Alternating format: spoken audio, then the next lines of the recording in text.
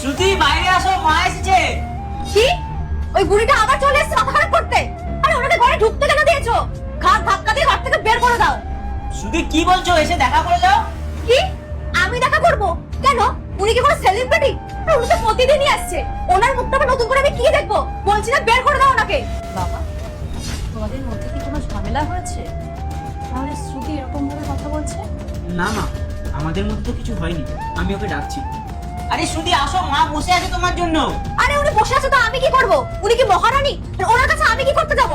বড় টাকাগুলো জমি জমি রাখছে আর ছেলে টাকাগুলো এখানে ধ্বংস করতে আসছে। গিলতে এসেছে এখানে। একটা আনকালচার গ্রামের বুড়ি, বারবার বললে ওটা শিক্ষাও হয় না। বলছি চলে যাও, তার ঠ্যাটা মেরে বসেই আছে অসভ্য মহিলা একটা।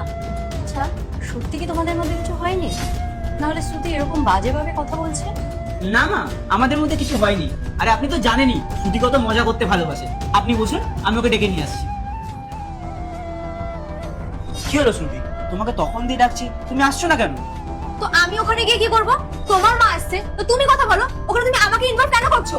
আল্লাহর নামটি দেখে যে এড়িয়ে যাবে তার মনের ইচ্ছা কখনোই পূরণ হবে না। তাই আল্লাহর এই নামটির জন্য একটি লাইক এবং সাবস্ক্রাইব করে যাও। শ্রুতি তুমি কি বলছো? বাইরে এত রোদ, এত রোদের মধ্যে উনি এসেছেন, একবার কি দেখা করে নাও। আরে বলছি আমার দেখা করার কোনো ইচ্ছা নেই। আর রোদে আসবে না তো কি করবে?